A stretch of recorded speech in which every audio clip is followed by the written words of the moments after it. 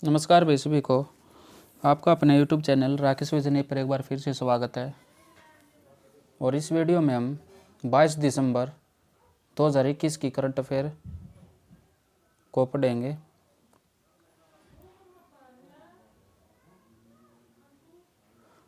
First question है, किस राज्य में 3 नए जिले बनाने की घोषणा की गई है? तो किस राज्य में 3 नए जिले बनाने की घोषणा की गई है? तो ये नागालैंड में की गई है। व्याख्या इसकी, नागालैंड सरकार ने 3 नए जिलों के निर्माण की घोषणा की है, जिनके नाम तसेमिनु, न्यूलैंड और चुमू के दिमा हैं। ये 3 जिले हैं जो नागालैंड सरकार ने इनका निर्माण किया है। यह राज्य के 12वें जिले नौकलोक अंकित के उद्घाटन के 1 साल से भी कम समय बाद आया है।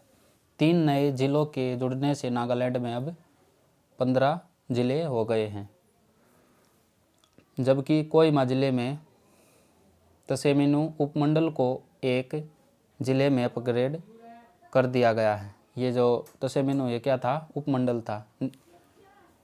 न्यूलैंड और चुमुकेदिमा को दीमापुर जिले से बाहर कर दिया गया है।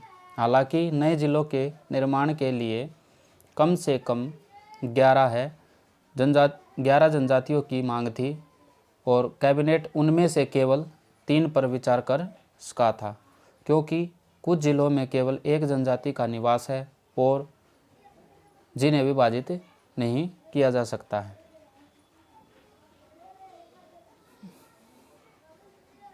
नेक्स्ट क्वेश्चन है, भारतीय विदेश सचिव हर्षवर्धन श्रृंगला किस देश के 2 दिवसीय दौरे पर गए हैं? इसका आंसर है म्यांमार देश के दौरे पर गए हैं। व्याख्या है, विदेश सचिव हर्षवर्धन श्रृंगला 22 और 23 को 2 दिन के दौरे पर म्यांमार में होंगे। वहां की मिलिट्री के सत्ता पर काबिज होने के बाद यह भारत की तरफ से पहला उच्च स्तरीय दौरा है। यहाँ पर वो प्रशासनिक परिषद, राजनीतिक दल और सिविल सोसाइटी के सदस्यों से मिलेंगे और म्यांमार को मानवीय मदद, सुरक्षा, सीमा को लेकर चिंताओं और वहां पर राजनीतिक स्थितियों पर बात होगी। अभी एक दिन पहले ही वहां की एक मिलिट्री कोर्ट ने आंग सान सूची के मामले में फैसले को 27 तक टाला है। क्वेश्चन नंबर 3 है, अमेरिका ने तिब्बती मुद्दों के लिए किस भारतवंशी को अमेरिकी संयोजक नियुक्त किया है? तो इसका आंसर क्या है? उजर जया ने। उन्हें तिब्बत पर एक समझौते के लिए चीन और दलाई लामा वह उनके प्रतिनिधियों के बीच ठोस बातचीत को आगे बढ़ाने का काम सौंपा गया है। अमेरिका की विशेष संयोजक के तौर पर जया 2020 के तिब्बती नीति एवं सहयोग अधिनियम के अनुरूप अमेरिकी सरकार की नीतियों, कार्यक्रमों और परियोजनाओं का समन्वय करेगी। तो इनका क्या काम है? वहाँ पर अमेरिकी सरकार की नीतियों, कार्यक्रम और परियोजनाओं का समन्वय करना है।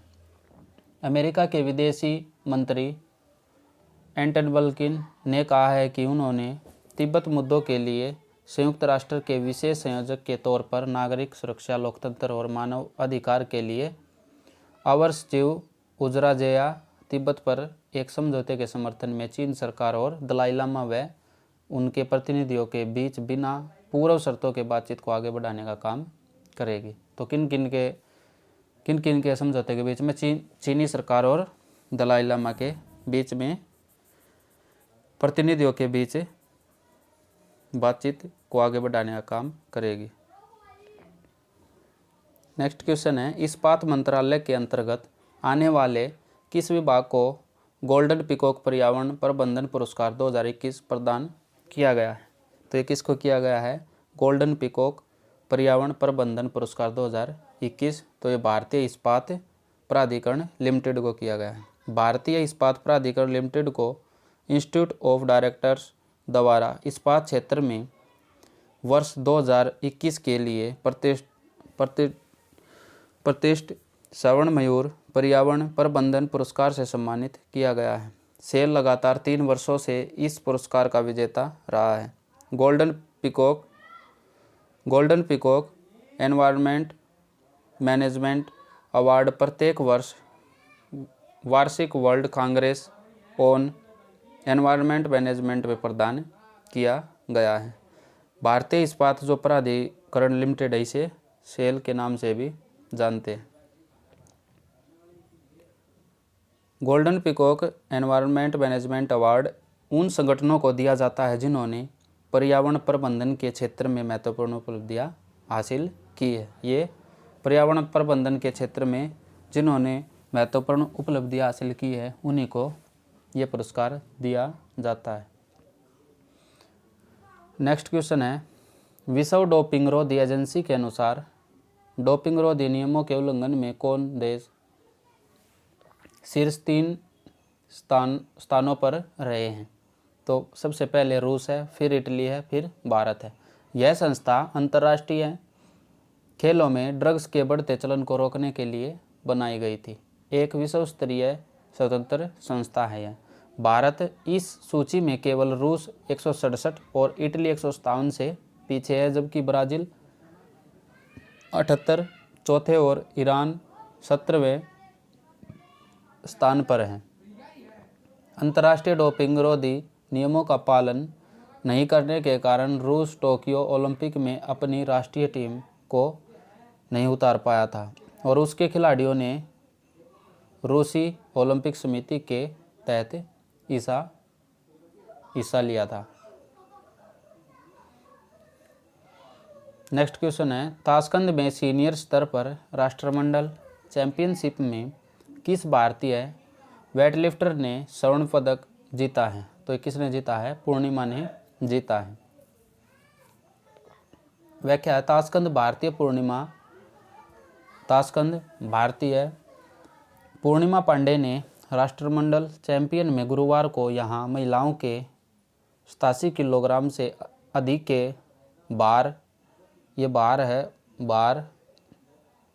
वर्ग में 8 राष्ट्रीय रिकॉर्ड बनाते हुए स्वर्ण पदक जीता है। पूर्णिमा ने कुल 229 किलोग्राम भार उठाकर पहला स्थान हासिल करने के साथ अगले साल होने वाले राष्ट्रमंडल खेलों के लिए सीधे क्वालीफाई किया है। उन्होंने इस बीच कुल 8 राष्ट्रीय रिकॉर्ड बनाए, जिनमें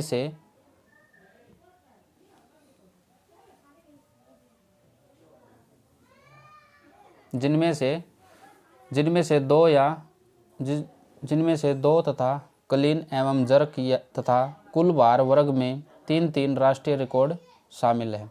इसमें कुल भार वर्ग में 3 रिकॉर्ड शामिल है।